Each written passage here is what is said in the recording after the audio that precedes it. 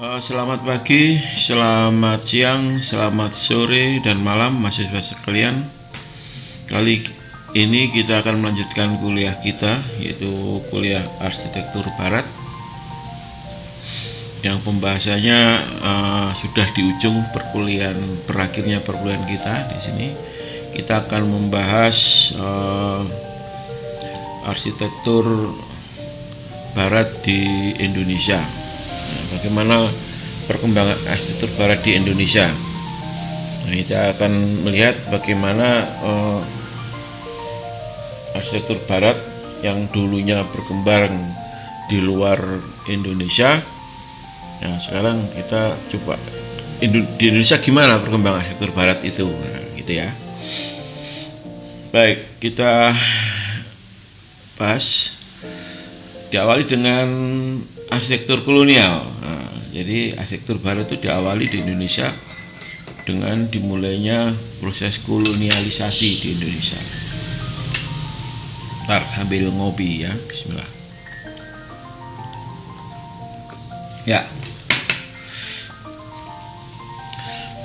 pernyataan dari D.H. Barger tentang kedatangan company di Indonesia, ya, yaitu arsitektur kolonial pertama kali berkembang di sepanjang pesisir utara Pulau Jawa, yaitu Batavia, Semarang, dan Surabaya. Ya, diawali pada 20 Maret 1602. Sedangkan arsitektur tradisional Jawa berkembang di bagian dalam Pulau Jawa. Jadi, ya, kita awali dengan kedatangan Belanda di Pulau Jawa. Istilah kolonial di sini yang paling dominan adalah di Pulau Jawa. Ya, kita lihat petanya. Nah, ini Pulau Jawa. Ya. Nah, walaupun di daerah lain juga mungkin disinggahi, tapi dalam geopolitik Jawa menjadi suatu hal yang penting di awal perkembangan Indonesia, ya. Kerajaan-kerajaan semuanya pada tahun 1602 ini berpusat di Jawa, hampir semua berpusat di Jawa. Ya, pertama datang di daerah Batavia itu Jakarta, di daerah sini, Semarang di daerah sini, ya, Semarang, dan di sini di Surabaya. Dan di sepanjang pantai ini ada Lasem, ada banyak di sini. Ya, Lasem di ujung sini ya. Di Lasem itu ternyata di Jawa Timur ya, Lasem. Belum di ujung Jawa Timur. Ada Lasem, ada Rembang, ada di sini daerah-daerah pantai ini Tuban, ya, Surabaya. Ini adalah tempat pertama kali bersinggahnya koloni, di kapal-kapal koloni di Pulau Jawa. Nah, sedangkan di dalam Pulau Jawa sini berkembanglah arsitektur tradisional yang tumbuh di Jawa. Ya, arsitektur tradisional Jawa tentunya ada arsitektur Madura, ada Osing, ada Jawa Barat, Baduy, dan sebagainya, berkembang di dalam. Belum mengenal arsitektur Barat, ya, masih ya tradisi, belum tahu modelnya arsitektur Barat itu seperti apa, belum tahu. Nah, jadi kita mulai munculnya arsitektur di Pulau Barat di sini nih. Kalau kedatangannya 1602, berarti era apa ini? Era menjelang revolusi industri ya, 1700. Ya, hampir menjelang. Tapi berarti masih unsur arsitektur klasik akhir, ya. Jadi yang tumbuh di daerah Pulau Jawa ini adalah arsitektur klasik akhir. Baik, kita lihat lagi. Perkembangan awal adalah arsitektur benteng, fort. Perumahan dibangun di dalam benteng, demikian juga kegiatan lainnya banyak dilakukan di dalam benteng. Jadi pertama kali kapal bersandar di sini masih belum berani, artinya belum bertempat tinggal. Dia kembalinya ke kapal, ya, berdagang, ya, namanya POC pertama kali di sini. Jadi dia berdagang, intinya berdagang dengan penduduk setempat, jual beli gitu. Belum stay, belum tinggal. Nah, setelah berani tinggal, dia bentuk wilayah. Maka yang pertama kali dibuat adalah arsitektur benteng. Itu arsitektur yang dikelilingi oleh dinding yang jadi kehidupannya berada di dalam benteng. Nah, oh ya, saya sampaikan ya di sini kali ini saya nggak akan memunculkan gambar-gambar dari arsitekturnya. Silahkan dan nanti cari tahunnya, dilihat lah, dari tahun itu nanti bisa cocokkan ke keterangan saya, gitu ya, cara berburunya. Nah, baik. Oke, saya lanjutkan. Jadi ini tulisan tok nih, ya. Jadi materi saya yang saya sampaikan hari ini berupa tulisan saja nih. Oke, bentuk bangunan di dalam benteng. Seperti apa bentuk bangunan di dalam benteng tadi? Ya, tampang bangunannya murni arsitektur Belanda yang ditransfer ke Jawa. Jadi bentuknya ya seperti apa yang ada di Belanda. Masih memberi citra Belanda, yaitu apa? Arsitektur klasik. Ya, klasik Renaissance ya, 1600 itu Renaissance. Ya, jadi belum membangun ya seperti ya di daerahnya, yang asal mula daerahnya orang ya, kalau Belanda ya berarti di asal mula Belanda, bentuknya persis itu, namun di dalam benteng ya. Itu ciri umumnya adalah ayo apa cirinya? 1, tampak bangunan dihadirkan setangkup ya, klasik ya, kiri kanan simetris. Nah, ciri klasik apa? Simetris, kepala, badan, dan kaki muncul jelas itu ya. Terus sumbu kesetangkupan sebagai aksen dan sebagai pintu masuk ya. Jadi pertemuan tek itu ya, tengahnya ini sebagai pintu masuk, simetris murni ya, bentuknya simetris murni.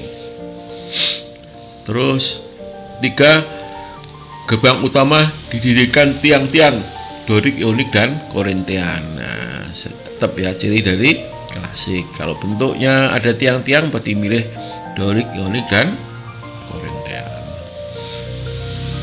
Terus 4, atap dengan kemiringan tajam. Nah, ini. Jadi atapnya miringnya tajam. Kenapa tajam? Ya tahu bahwa di Eropa yang turun itu adalah salju. Jadi supaya tepat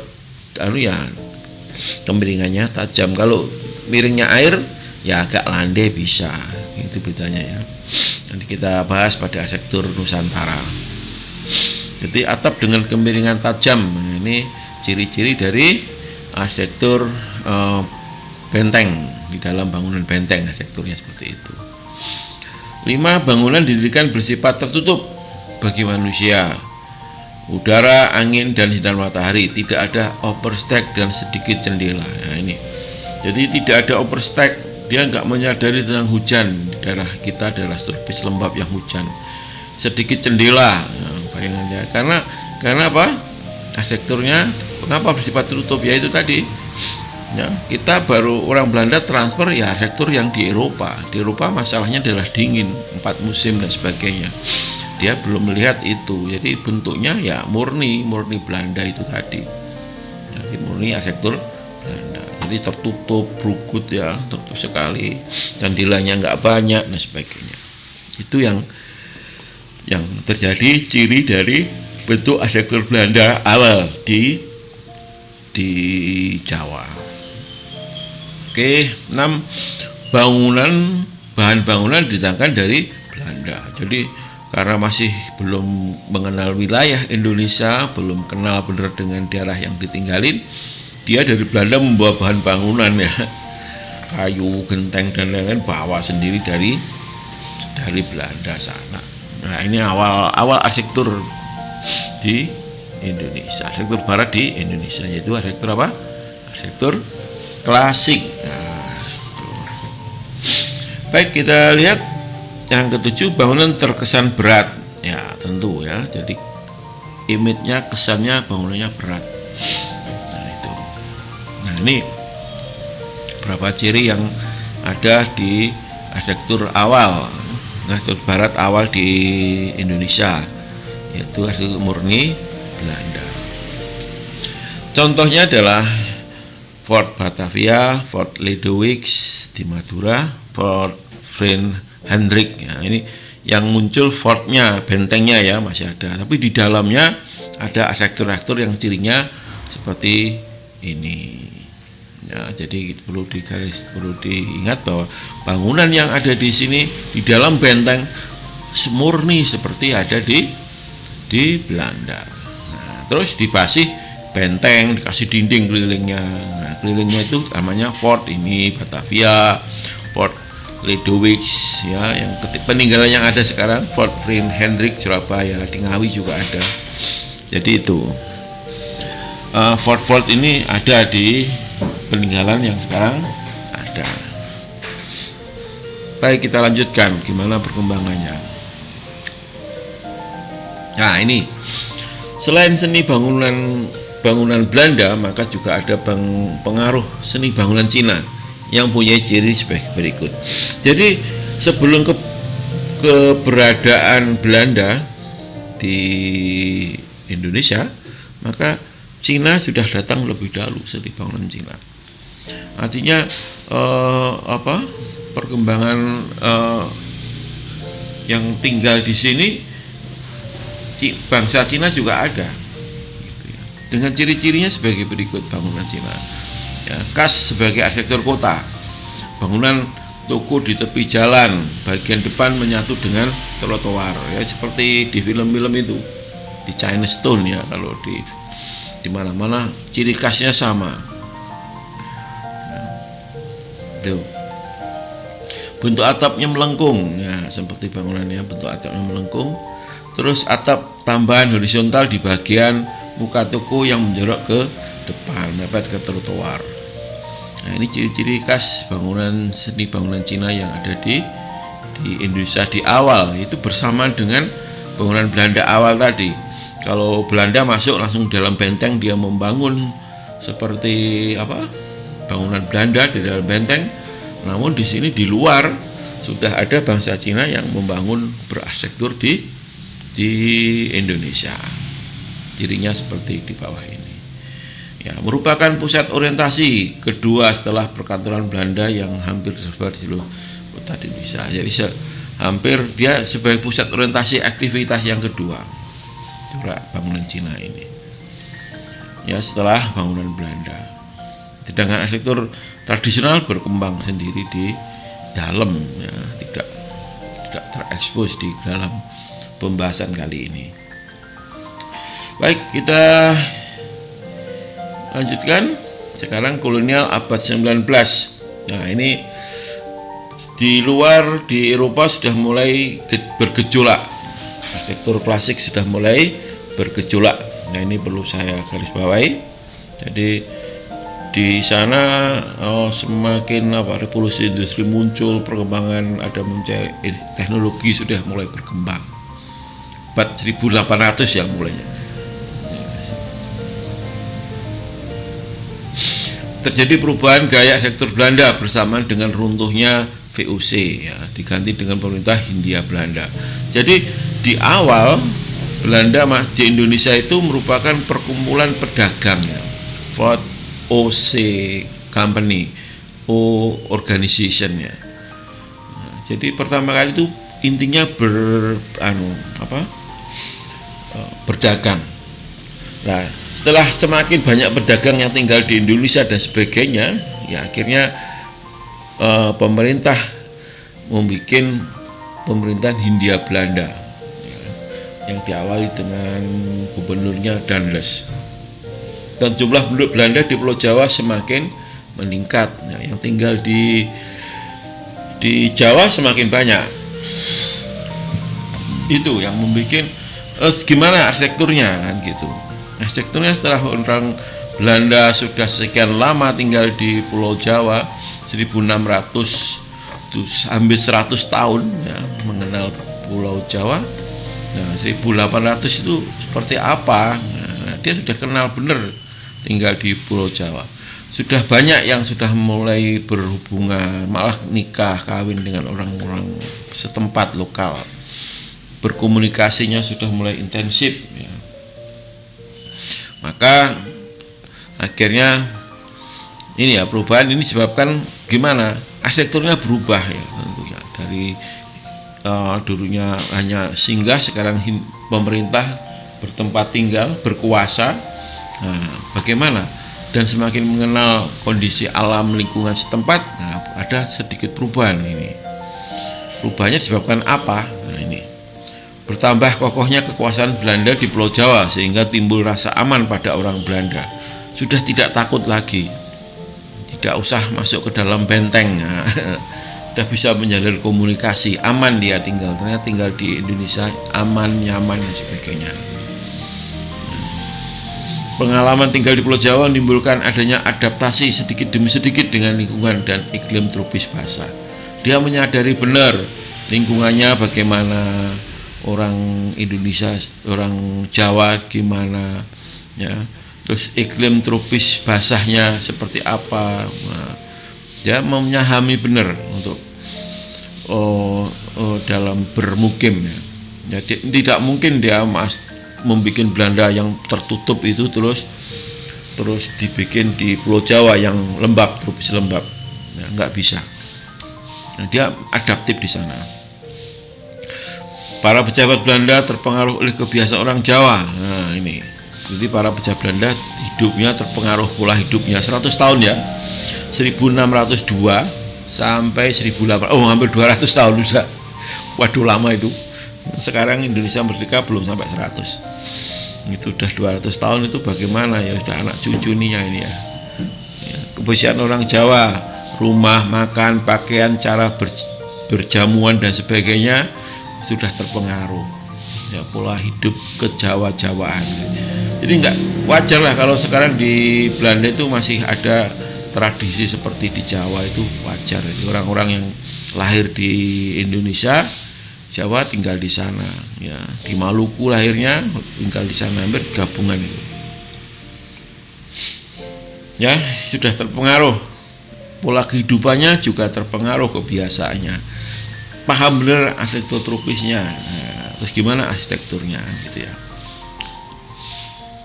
Yang keempat adalah pengaruh perkembangan arsitektur neoklasik yang tumbuh subur. Jadi di Eropa juga berubah, tidak klasik yang Renaissance yang itu, sudah neoklasik, sudah akhir daripada klasik ya, bergejolak. Arsitektur di Eropa sudah bergejolak ya, muncullah neoklasik. Nah itu. Nah ini yang memengaruhi berarsitektur abad 19 di Indonesia juga terpengaruh dengan hal ini. Nah, seperti apa akhirnya bentuknya, atau dicari nanti ya, kalau karya 1800 sekian, nah itu berarti sudah terpengaruh tentang ciri ini, sudah mengeterapkan kolonial abad 19, 1800 berapa, 800. Nah, arsitektur dibuat tahun itu ya. Oke. Seperti apa kita lihat. Gaya baru ini dikenal dengan gaya dat kolonial arsitektur yang berkeinginan lepas dari induknya yang berada di Belanda. Nah, ini. Jadi apa? Gaya khas kolonial arsitektur menjadi arsitektur bukan Nusantara ya, bagi arsitektur bagian dari perkembangan arsitektur Indonesia, arsitektur Barat yang ada di Indonesia. Artinya nilai kesempatan sudah mulai menjadi pertimbangan ya, kalau Anda mengingat tentang perkembangan arsitektur modern ya, salah satunya adalah nilai lokalitas dipertimbangkan ya. Nah ini yang abad 19. Oke.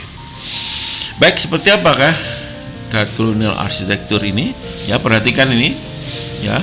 Pertambahan kekuasaan ini tentu akibat inilah menjadikan seperti ini. Oke. Ciri-ciri gaya arsitektur kolonial Belanda, Dutch kolonial. Seperti apa cirinya? 1. Plafon tinggi dan overstack yang cukup rendah. Jadi ada plafonnya tinggi, Oversteak cukup rendah. Nah, sebagainya dengan daerah tropis lembab, ya, cukup tinggi karena kita lembab, ya, tinggi plafonnya. Terus oversteak fungsinya adalah untuk menaungi supaya tampias hujan tidak ada. Nah, itu ya. Tuh ciri yang pertama, ya, di plafonnya tinggi, terus ada oversteak. Yang kedua adanya beranda cukup dalam baik depan maupun belakang. Beranda itu teras, emperan, ya, teras menghadap si bangsal atau pendopo pada arsitektur Jawa dengan halaman yang cukup lebar di depan dan di belakang. Jadi di luas halamannya ada ada beranda, ya, seperti terasan gitu di situ. Baik, kita lihat selanjutnya. Megah, dinding tebal dan lantai terdiri dari marmer atau tekel, ya. Jadi megah, tinggi. Tapi masih ada klasiknya, ya, kepala, badan, kakinya bisa dilihat. Dindingnya tebal dan lantai terdiri dari marmer atau tekel. Baik, bentuk tampangnya adalah neoklasik, ya, asik, ya. Jadi akhir klasik. Bentuknya masih ciri khas dari klasik masih ada. Nah, seperti ini dinahnya, ya, lebih kurang seperti ini, ya. Jadi di halaman ini, halaman depan masuk seret itu di depan ada beranda. Beranda itu di tiang emper gitu. Terus ruang utama di sini, kiri kanan ruang tidur, beranda belakang, bisa sekali untuk ruang makan teras ini. Ini pavilion atau ruang tamu di sebelah sini atau sebelah sini, ya. Ya, ada bisa untuk sirkulasi keliling ini. Ada servis, ya, dapur dan sebagainya di sebelah sini. Ini bentuk denah secara umum di abad 19 arsitektur kolonial Belanda. Denahnya seperti ini. Tampangnya, bentuknya dari depan seperti apa? Tentu ada kolom-kolomnya di depannya sini, ya. Coba dicari, ya. Dicari arsitektur Belanda 1800. Nah, gitu bentuknya, tampangnya seperti apa? Banyak peninggalan, ya. Bisa Anda cari lebih jauh lagi. Nah, itu. Baik, kita lanjutkan. Pengaruh terhadap penataan kota. Nah, bagaimana pengaruh terhadap penataan kota 1800? Karena dia sudah mulai berkuasa, ya. Nah, sebentar, sambil ngopi, ini agak ngantuk Pak Adat.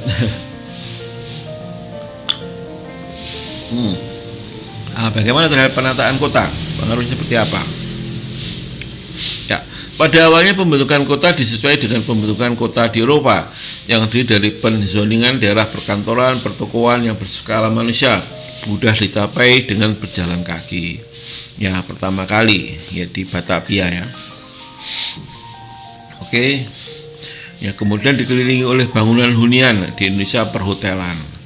Ya, jadi karena orang Belanda kan tinggalnya sementara, ya, dikelilingi oleh hotel-hotel tempat tinggal sementara. Terus Batavia menggambarkan bentuk kota Amsterdam di komplek perkantoran jalan double dengan sungai di tengahnya dan diakhiri dengan hotel. Nah, ini kalau jejaknya masih ada, kalau Anda tahu Jakarta, ya, di dalam Jalan Hayamuruk, ya. Ya, ini daerah kota, stasiun kota Hayamuruk Harmoni. Nah, ini daerah yang dibahas seperti di sini. Ini yang di awalnya seperti itu, ya. Di awalnya, dari setelah 1600 awal itu pertama bikin benteng. Setelah itu sudah mulai kenal, mulai gitu, ya, ada ini bikin kanal-kanal, sungai di tengah itu Hayamuruk itu dan sebagainya itu, ya. Baru kemudian sekitar abad 19 atau akhir 18, ya, mulailah berani, ya. Setelah VOC rontok, ya, tadi yang di atas ini pola kehidupan VOC, ya. Nah, setelah pemerintahan Pokoknya di Indonesia pola kota tersusun sebagai berikut ya. Artinya setelah pemerintahan Hindia Belanda, pola 1800-an. Nah, polanya seperti ini. Jadi pola-pola kota ya yang sudah dikuasai Belanda itu dibangun seperti ini. Ini diadaptasi dengan kondisi masyarakat setempat ya, hampir sama.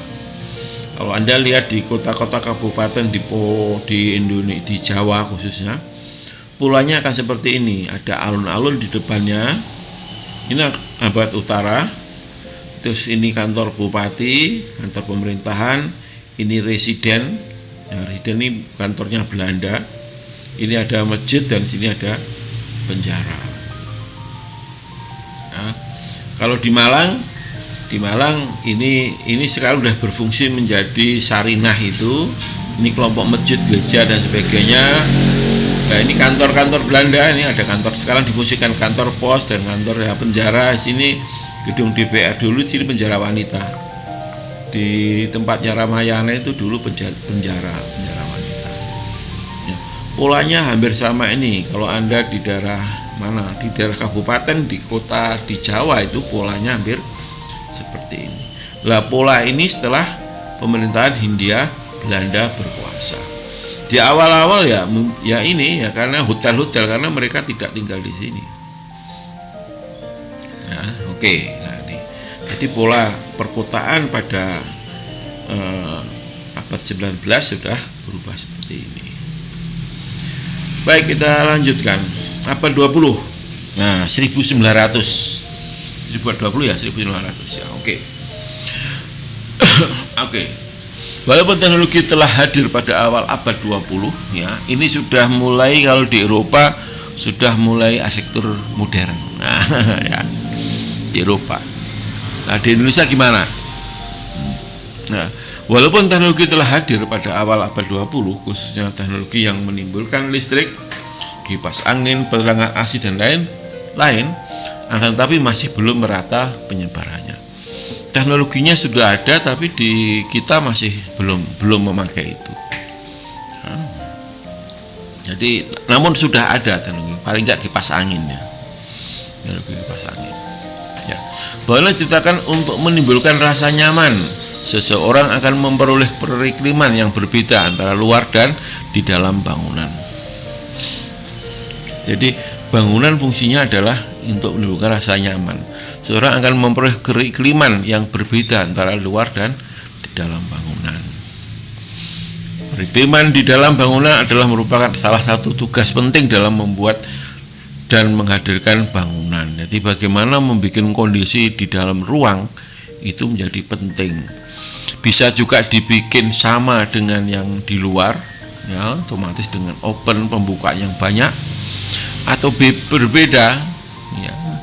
Nah, ini khususnya kalau di Eropa, peran-peran teknologi kipas angin, AC dan ini penting karena kenyamanannya tentu berbeda. Kita nggak mungkin orang hidup memakai dinginnya di luar, kalau di Eropa nggak mungkin. Tapi kalau di kita masih dimungkinkan antara kondisi di luar dan kondisi di dalam bangunan.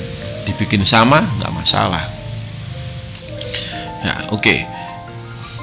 Karena ketidakmerataan teknologi maka berakibat untuk bangunan. Bagaimana akibatnya? Teknologinya ini belum masuk di kita. Ya, tentu ada perubahan ya dengan menyesuaikan kondisi alam yang semakin pintar orangnya. Ya, perlubangan dinding dan ketinggian ruang masih menjadi faktor utama bagi kebutuhan kenyamanan penerangan dan penghawaan. Jadi penting ini pembukaan lubang-lubang ya. Tingginya plafon, terjadi cross ventilasi ya, jadi itu penting sehingga nyaman ya, dengan kondisi sirkulasi udara yang bagus, kelembapannya tidak ada, maka kenyamanannya masih bisa dicapai. Ketebalan dinding berfungsi sebagai fungsi struktur di samping fungsi sebagai penahan panas, penahan iklim dalam bangunan. Jadi panasnya ditahan dengan tebalnya dinding untuk keamanan dan untuk struktur pakai dinding. Jadi masih seperti itu. Nah, tapi bedanya pembukaannya semakin lebar. Oke, kita lanjutkan. Corak bangunan kolonial abad 20. Ya, bagaimana coraknya? Bentuknya seperti apa? Ya, secara umum tadi permasalahannya sudah terjawab ya. Jadi teknologi belum masuk maksimal di Indonesia. Terus, namun kondisi kenyamanan, kesadaran arsitek tentang kondisi alamnya semakin sudah muncul di situ. Sementara itu tekanan perkembangan arsitektur modern di Barat juga sudah mulai dominan. Bagaimana arsitekturnya setelah itu abad 20? Abad 20 itu mulai Malang, kota Malang itu dibangun ya. 1902 kalau nggak salah Malang dimulai dibangun. Nah itu ya, jadi gimana arsitekturnya ya dominasi ya seperti di Malang ini ada kolonial abad 20-an ya, tuh. Lereng atap curam sehingga volume ruang di bawah atap besar. Jadi lereng atapnya curam ya sehingga ruang bawah atap besar. Masih curamnya itu seperti Belanda Mas Yan ya. Sebenarnya di Indonesia nggak usah curam-curam, nggak apa-apa. Yaitu kalau tradisi kita berani untuk tidak curam. Adanya peranginan pada bagian atap. Nah, cross ventilasi, ada lubang-lubang ventilasi di bagian atas atap. Nah, panas lebih lambat ya karena ada lubang angin sirkulasi dalam plafon, maka panasnya semakin berkurang. Menjaga suhu dalam rongga atap. Nah, fungsi dari peranginan di dalam atap itu yaitu untuk menjaga suhu rongga di dalam lubang atap. Jadi sini atapnya miring gitu, nah, ada plafon. Nah, ruang ini fungsinya dikasih lubang, sirkulasinya ada sehingga muncullah kenyamanan atau suhunya bisa terjaga, tidak panas. Baik, penanganan atap akan menghasilkan tampilan dan olahan komposisi atap yang beraneka ragam. Ya ini. Jadi penanganan atap akan menghasilkan tampilan dan olahan komposisi atap yang beraneka ragam. Jadi yang kesadaran nilai lokal ya, lokal atap di Indonesia kan bukan main. Di arsitektur tradisi kita atapnya bermacam-macam. Itu menjadi inspirasi bagi arsitek era itu, awal abad 20.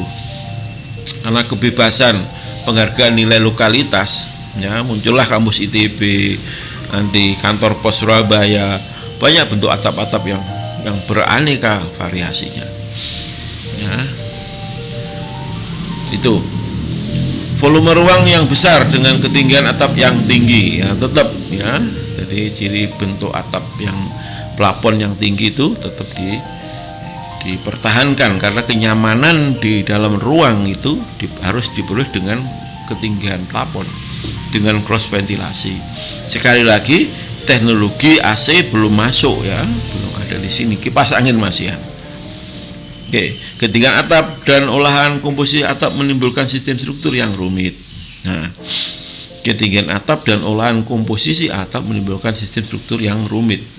Bentuknya menjadi sangat rumit, sistem strukturnya, modelnya semakin ya, lihat banyak peninggalan stasiun-stasiun ya, stasiun kereta api yang masih menggunakan struktur kayu, struktur Blitar ya, banyak yang itu yang bagaimana mengolah sistem struktur seperti aula timur dan barat ya ITB itu struktur kayu, hampir semua pakai struktur kayu. Itu bagaimana bentuknya seperti itu. Wah, dengan ruang yang tapi nyamannya bukan main juga ya. Seperti di luar dan di dalam ruang hampir terasa sama. Rumit ya. Nah, teknologi bagaimana teknologi berstrukturnya, nah itu hebat itu, nanti bisa dilihat sendiri, silakan. Struktur dinding memikul menimbulkan terbatasnya pembuatan lubang di dindingnya. Bila membuat lubang maka lebih dominan ke arah vertikal ke arah horizontal, tidak mungkin. Jadi pola-polanya vertikal, pelubangan yang ada di ini. Baik, kita lanjutkan. Ketebalan dinding berfungsi juga sebagai isolasi dengan iklim di luar ruang. Pelubangan yang ada adalah merupakan usaha untuk menghilangkan pengisolasian. Nah, ya itu ya. Jadi dilubang supaya ada sirkulasi, ada komunikasi di ruang dalam dan di ruang luar. Ketebalan dinding menimbulkan kesan kokoh, tegap dan berat, dan lebih dipertegas dengan munculnya pondasi tinggi ke atas. Kepala, badan, kakinya masih dominan karena betulan lembab. Jadi di tanah kita itu lembab. Jadi dengan alasan meninggikan ini nggak sangat cocok. Jadi kaki itu, definisi kaki di dalam berarsitektur itu muncul di sini, bisa Mas Yan. Lantai bangunan ditinggikan lebih dari 70 cm dari permukaan tanah, berfungsi sebagai usaha untuk mengurangi kelembapan tanah. Organisasi ruang menggunakan asas kesetangkupan, ya, simetris. Demikian pula dengan pembuatan pelubangan sehingga dimungkinkan untuk cross ventilasi, setangkup, ya, kiri kanan, ya, salah satu ciri klasik juga. Namun berfungsi juga untuk memudahkan cross ventilasi supaya anginnya bisa berkembang, bergerak, ya. Yang mudah-mudahan nanti di PA diajarin ya tentang cross ventilasi dan sebagainya. Baik, kita lanjutkan. Perkembangan penduduk Belanda pesat sekali. Oh ini, jadi kita statistiknya bisa dilihat di sini. 1855 sekitar 28 jiwa, 905 itu 84 jiwa, 920 24.000 jiwa, jadi 240.000 jiwa, sedikit sih saja ini. Tapi dia terus nikah dengan orang Jawa dan sebagainya. Banyak orang Jawa menyatu dengan Belanda, ya sudah jadi satu lah. Jadi lebih dari itu yang Belanda asli ya. Namun yang lokal sudah Belanda Jawa kan banyak. Ya 1600 sampai 1900, hampir 300 tahun. Ya sudah berkembang biak. Artinya berkembang cross pernikahan sudah banyak. Jawa Indo itu banyak. Ya, jadi Jawa Belanda itu banyak. Jadi artinya itu bukan termasuk di sini, tidak dihitung dalam populasi ini. Ini yang asli ya. Bayangkan ini, jadi sudah menyatu 300 tahun.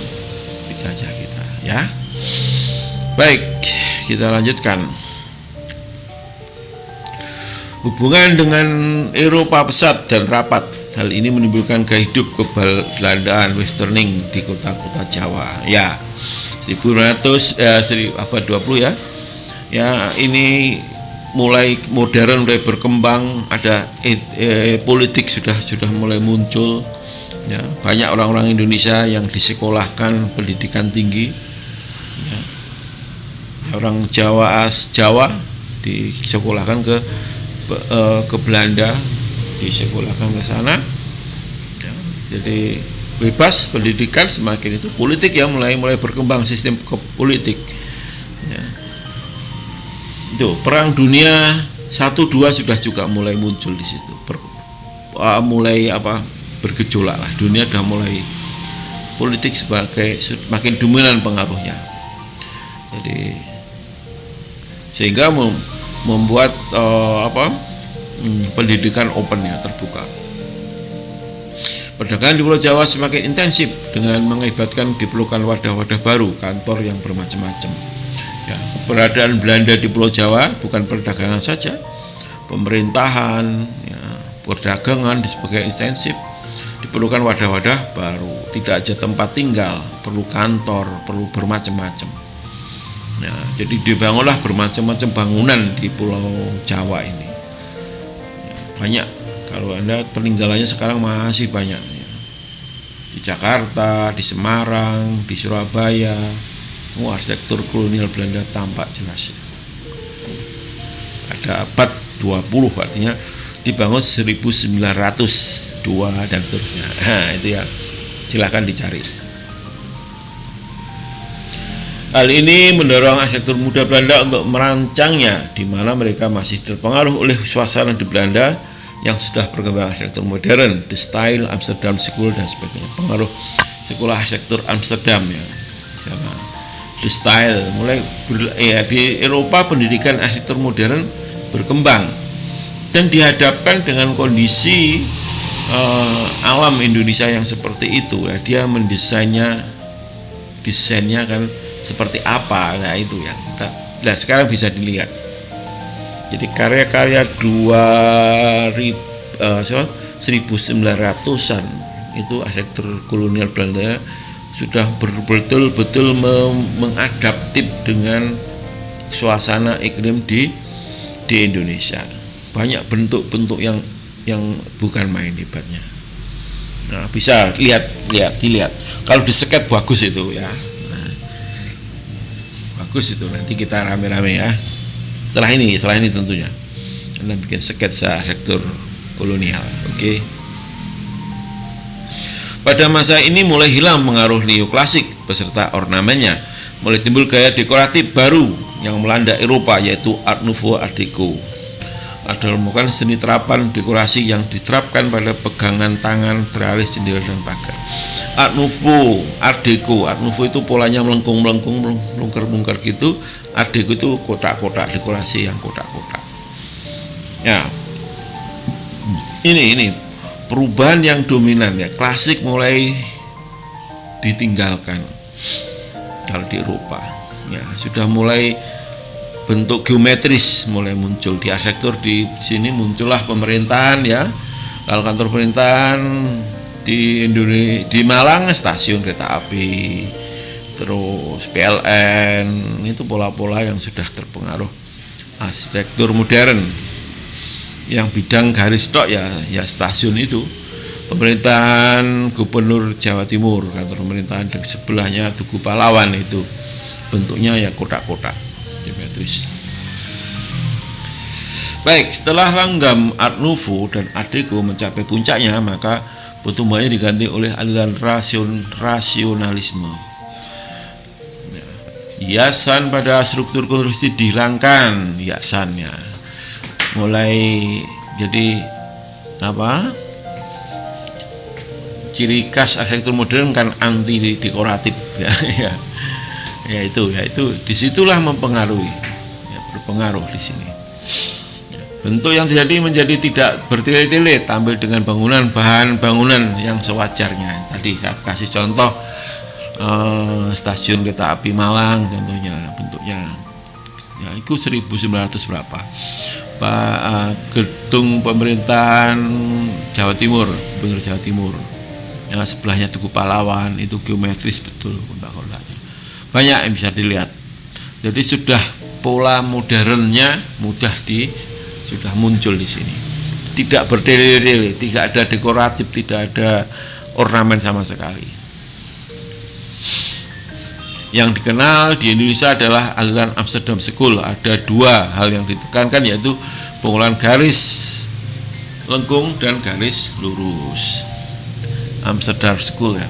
Garis lengkung ditampilkan bersamaan dengan hadirnya atap lokal dan dibumbui ornamen pemanis pada tampak bangunannya. Ya, lengkung-lengkung itu akibat dari arsitektur lokal pengaruhnya. Garis lurus ditampilkan oleh bangunan berpola garis tegak lurus yang dapat dianggap sebagai ornamen yang dengan atau tanpa atap.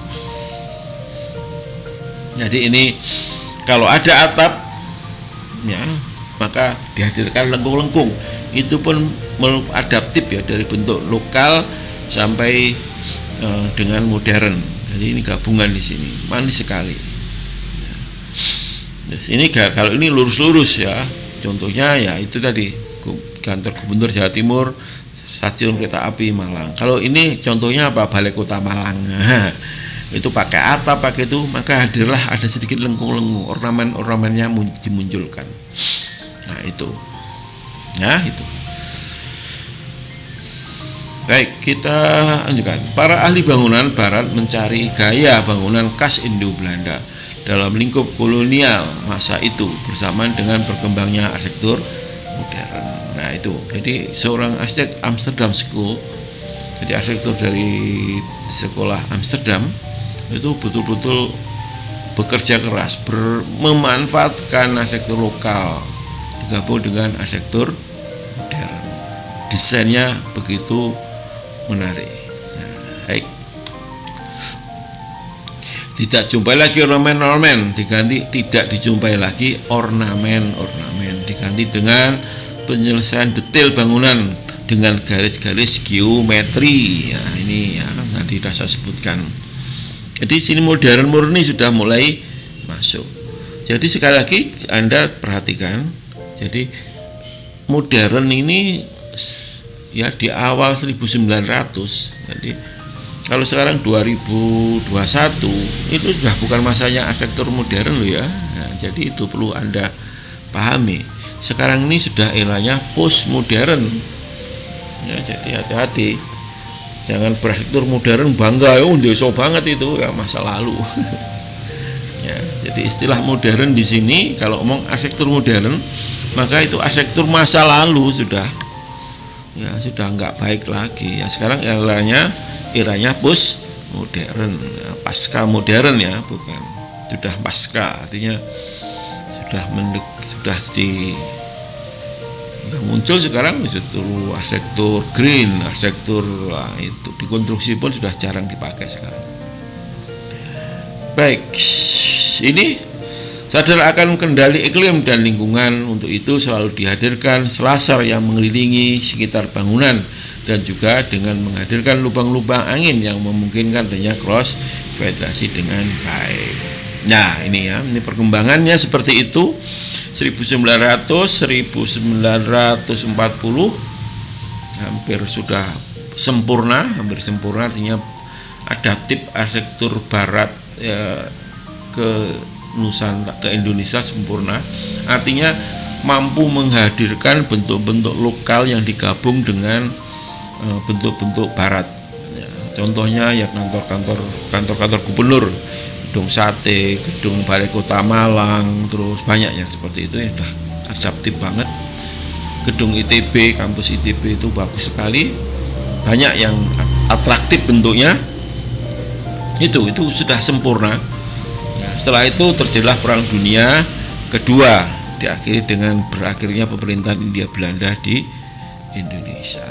Nah itu ya, jadi perkembangan arsitektur kolonial ya sampai 1945 ya, berakhir sudahlah pertumbuhan arsitektur barat yang pengaruh murni dari Belanda. Nah, bagaimana setelah kemerdekaan akan kita bicarakan pada pertemuan selanjutnya. Baik, gitu aja mungkin sedikit cerita tentang perkembangan arsitektur barat di Indonesia, diawali dengan arsitektur klasik awal, neoklasik, sampai dengan perkembangan modern di modern mungkin periode 1-3 ya, sampai 3 sudah ya, bisa 1, 2, 3 fase 3 bisa itu ya. Nanti sudah ada pengaruh itu hingga terbentuklah arsitektur yang hampir sempurna di negara kita. Baik, gitu aja mungkin pertemuan kali ini. Jumpa lagi pada pertemuan selanjutnya.